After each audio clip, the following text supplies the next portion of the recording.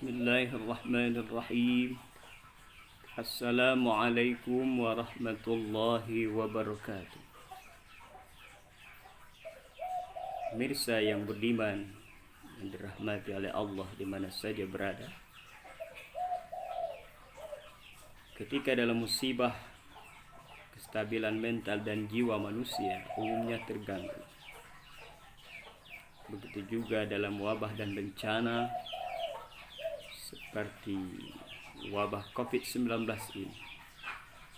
Perlu kita saling menguatkan dan mengokohkan, membangun ketahanan mental, fisik dan jiwa antara iman dan imun secara holistik. Dan sebuah kisah menarik diceritakan Pak Ari Ginanjar Agustian, guru spiritual kita, ketika terjadi musibah lumpur lapindo Sidoarjo, di mana di sana ada seorang bapak namanya Pak Waras. Rumahnya tenggelam lumpur, sawah ladangnya pun ikut tenggelam oleh lumpur.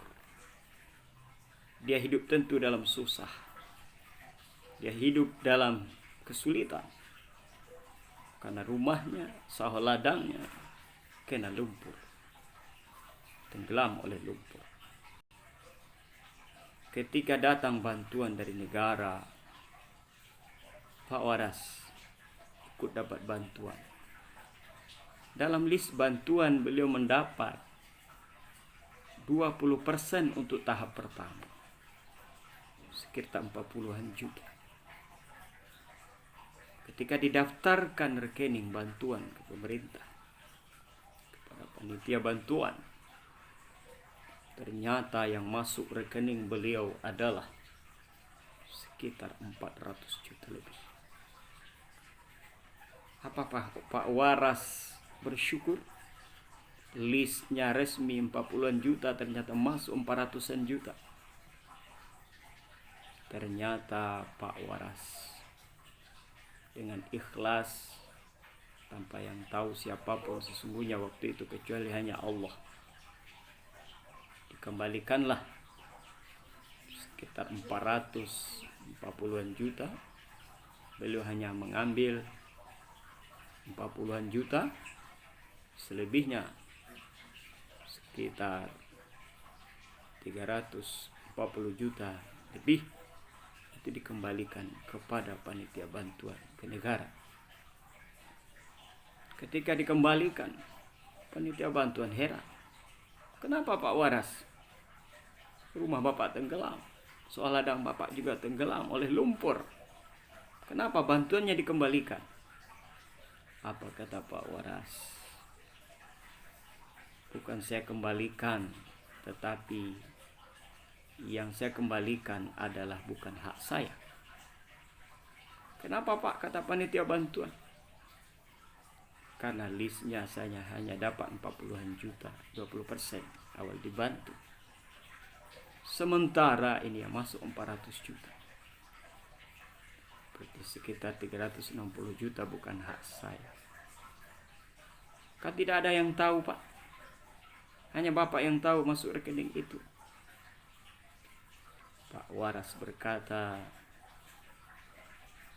itu bukan hak saya. Saya takut berbuat dosa. Saya takut berbuat dosa. Inilah yang menarik. Pak Waras orang biasa, tidak terkenal, tidak berpendidikan tinggi. Dia tahu itu bukan haknya dan dia takut berbuat dosa. Inilah hebatnya kontrol diri dari Pak Waras.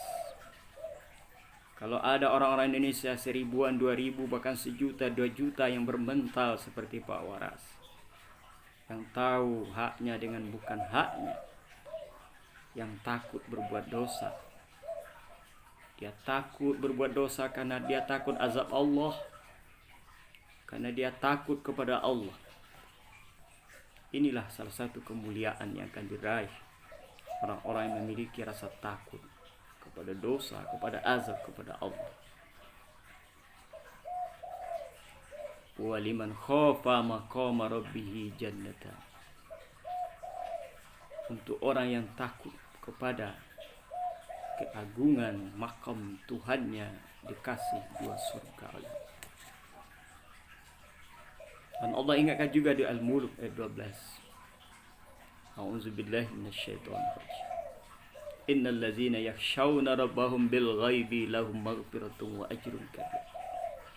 Sesungguhnya orang yang takut dengan Tuhannya yang gaib, yang tidak dia lihat, untuk mereka ampunan Allah dan balasan yang besar.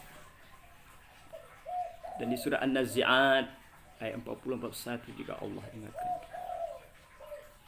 A'udzubillahi minasyaitonirrajim.